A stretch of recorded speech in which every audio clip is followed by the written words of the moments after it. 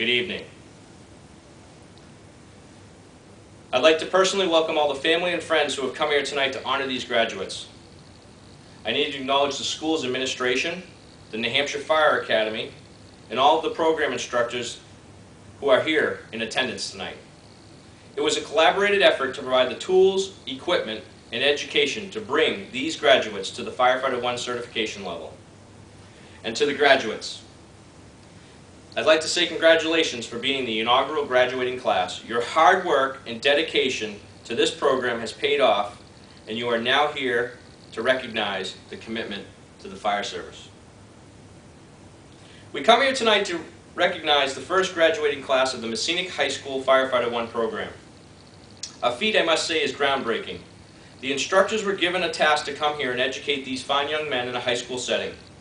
I personally challenged each of these graduates by telling them that this final was bigger than just another test. This program, being the first of its kind in this area, its success hinged on their students' scores. I have to personally commend them on taking my challenge seriously. Hopefully, each of you have paved the road for future generations of inspiring firefighters for years to come. When I was asked by Captain Lund to provide the keynote address tonight, I graciously accepted. The answer became easy, because this class, for which stands before us, was impressive. Their commitment to the program often exceeded the maturity level of many college and adult programs for which I am tasked to educate in other places. With that said, I'd like to talk directly to the graduates for a few minutes about the fire service. Most in attendance tonight know that the badge of a firefighter is the Maltese Cross.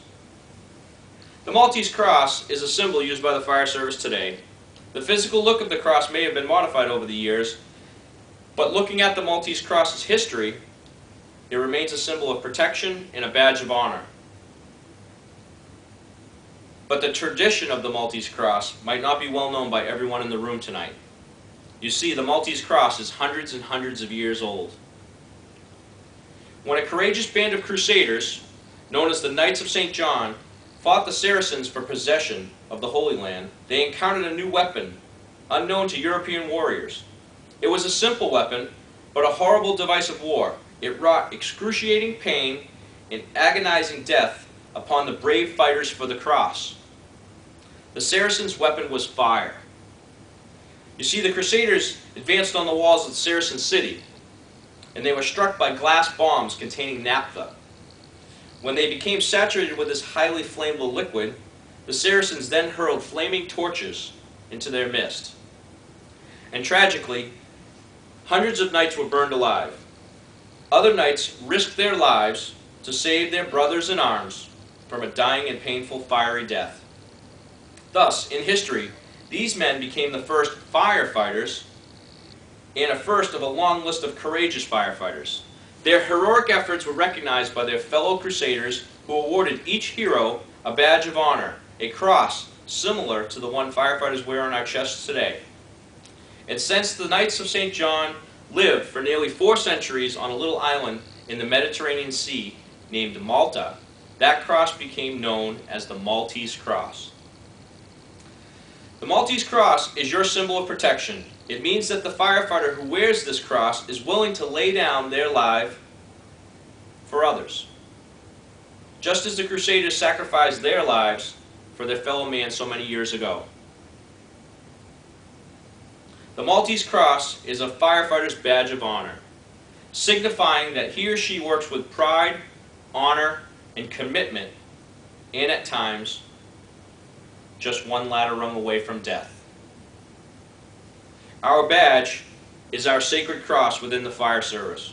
Respect what the cross stands for, and for the brothers who have given their lives in the line of duty so others may live on.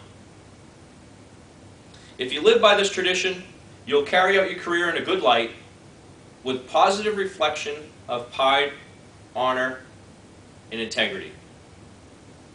So regardless if this commencement program is the end of your fire service experience, or just the beginning of a lengthy commitment to serve your fellow man, following the path of pride, honor, and integrity will do you well. Moses once said, "People without a vision will perish." Reflecting upon that, his word vision may have been more about faith. Don't get me wrong, we're not going on a religious sermon here.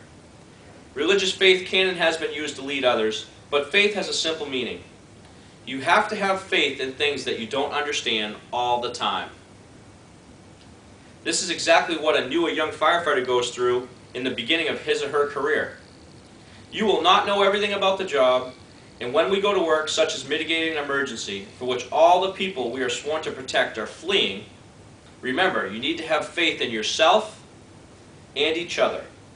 That faith or trust in your fellow brother, in the supervisors who are there to protect you, to keep you safe, is the foundation of the fire service.